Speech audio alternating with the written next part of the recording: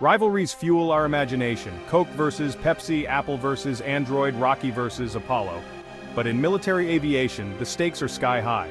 The F-35 Lightning II, America's flying supercomputer, faces off against China's J-20 Mighty Dragon, a stealthy challenger to US air dominance. This isn't just about which jet is better in a dogfight, it's about who controls the future of the skies. Real-world conflict is a complex chess game, not a movie duel. We'll dive into the tech, the strategy, and the numbers behind these jets. The real question, does having more good jets beat having a few perfect ones? Buckle up. This is more than an engineering contest, it's a lesson in modern strategy. Meet the F-35 Lightning II, America's Swiss Army knife of the sky, a jet designed to do it all, from stealthy strikes to intelligence gathering and air-to-air combat. It's not just a fighter, it's a flying computer, a command center, and a force multiplier all rolled into one. Built in 3 versions for the Air Force, Marines, and Navy, the F-35 adapts to any mission, whether it's launching from a carrier, taking off vertically, or dominating the skies from a traditional runway. Its superpower? A brain packed with sensors and computers, giving pilots unmatched awareness. The F-35's advanced helmet lets pilots see through the jet itself, fusing data from every sensor into a single, crystal-clear picture of the battlefield. Now, China's J-20 Mighty Dragon enters the ring, a long-range, twin-engine stealth fighter built for speed, distance, and air superiority. The J-20 is designed to challenge rivals far from home, with a focus on striking first and vanishing before the enemy can react. The F-35 is a global project, uniting allies with a common platform and shared tech. Over a dozen nations fly the F-35, creating a vast network of pilots, engineers, and support crews who train and fight together. The J-20 is China's homegrown answer, built to project power and keep control in their own backyard. It's a symbol of China's growing aerospace ambitions and a statement of independence from foreign technology. 2 jets, 2 philosophies, the F-35 is a versatile, networked team player, designed to operate as part of a larger force, sharing information and coordinating attacks in real time.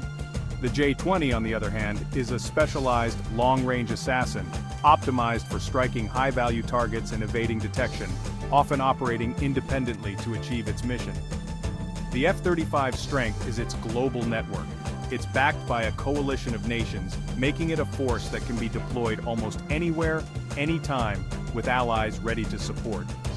The J-20's is its independence and focus, tailored for China's strategic needs and designed to operate with minimal reliance on outside support. Understanding these differences is key to seeing how they'd stack up, not just jet versus jet, but system versus system. It's a contest of technology, doctrine, and national priorities. In a real conflict, it's not just about the plane, it's about the strategy and the support behind it. Logistics, intelligence, and coordination can tip the scales as much as raw firepower. The F-35 and J-20 are both marvels, but their origins shape how they'll fight. Each jet reflects the unique goals and challenges of the nations that built them. Let's see how their stealth stacks up and what that means for the future of air combat. Stealth isn't magic, it's a science, and it's all about being invisible to radar, not to the naked eye. Even the most advanced stealth jets can be seen if you're close enough, but their real trick is slipping past electronic eyes. Radar works by bouncing energy off objects. It sends out radio waves and waits for them to reflect back, revealing anything in their path. Stealth jets are engineered to deflect or absorb that energy, making them appear much smaller or even invisible on radar screens.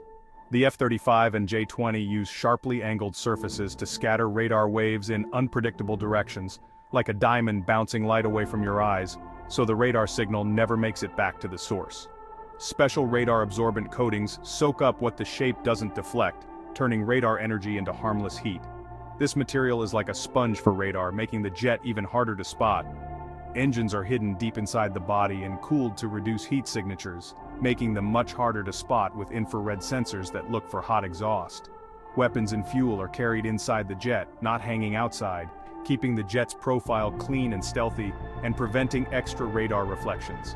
Every detail, from the shape to the skin, the seams, and even the engine design, works together in harmony to keep these jets hidden from prying eyes and sensors. Stealth is a game of inches. Every angle, every surface, every tiny decision matters. Even a small mistake can make a jet visible. But stealth isn't perfect. Given enough sensors, time, and the right technology, even the best stealth jets can eventually be found. It's a constant race between detection and evasion. The F-35 and J-20 both play this high-stakes game, but each with different priorities and philosophies in their design. The F-35 leans heavily on its advanced sensors and network data, using information as its main weapon. The J-20, on the other hand, focuses on speed and long-range reach, aiming to strike from afar. Let's compare their specs and see how these philosophies play out. The F-35's greatest weapon is its brain, a network of sensors and cameras giving pilots a 360-degree view. It's a flying quarterback, fusing data to dominate the battle space. The J-20 is built for performance, bigger, faster, with 2 engines for long-range missions and supercruise. Its design favors speed and distance, perfect for the vast Pacific. The F-35's weakness? It's not the fastest or most agile and relies on a single engine. The J-20's Achilles heel, its engines lag behind Western tech, possibly limiting its true potential.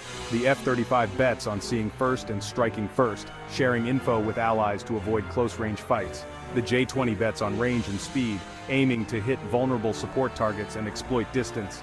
It's a battle of brains versus brawn, network versus reach. Each jet is shaped by its nation's needs and strategy, but in war, numbers matter as much as specs. Here's why. Even if the F-35 is the better jet, that doesn't guarantee victory. War is chaos. Numbers matter as much as quality. Controlling the sky means being everywhere all the time. One jet can't do it alone. A large fleet gives flexibility, resilience, and the ability to absorb losses. The US and allies plan to build over 3,000 F-35s. China is ramping up J-20 production fast. If China fields more J-20s in its region, it could overwhelm F-35s with sheer mass. Stealth isn't foolproof. Enough sensors can reveal even the best hidden jet. A swarm of J-20s could work together to track and target lone F-35s. In this game, quantity can counter quality. The side with more jets has more options, more moves, and more staying power. Numbers can turn the tide, even against superior tech. Let's break it down with a simple analogy. Imagine a toy battle. One unbeatable Ultra Megabot versus 5 solid action dudes. The Megabot dominates one-on-one, but the action dudes attack from all sides, set traps, and overwhelm it. The Megabot can't be everywhere at once. If it's knocked out, the game's over. The action dudes can lose a few and still win. This is the stealth fighter debate in a nutshell. The F-35 is the Megabot. Amazing, but alone it's vulnerable to a swarm. The J-20s, like the action dudes, can spread out, attack from multiple angles, and force the F-35 to reveal itself. Some J-20s might even sacrifice themselves to expose the F-35's position. It's a strategy of attrition and saturation. The side with more pieces can take more risks and absorb more losses. In war, having backups beats having just one superstar. History proves it. Throughout history, there are countless moments when sheer numbers have triumphed over superior technology.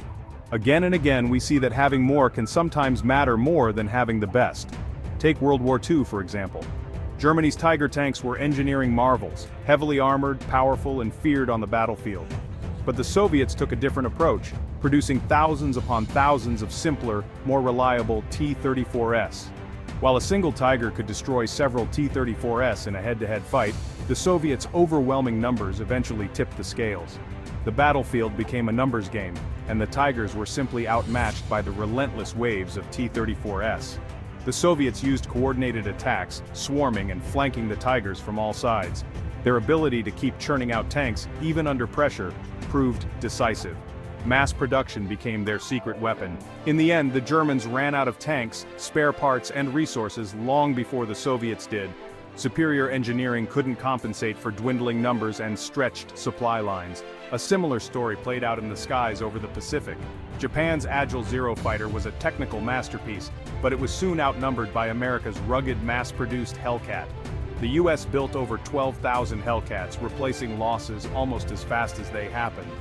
Japan simply couldn't match this pace, and their technological edge faded as the war dragged on.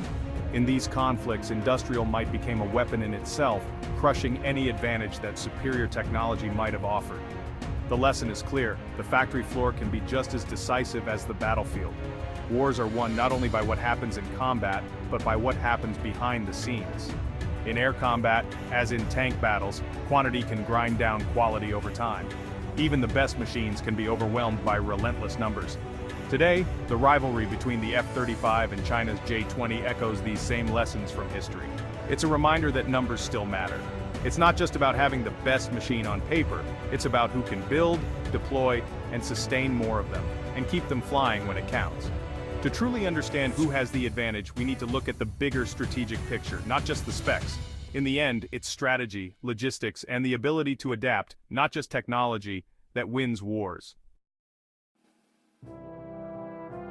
The F-35 versus J-20 battle isn't just about jets, it's about strategy, logistics, and industrial power.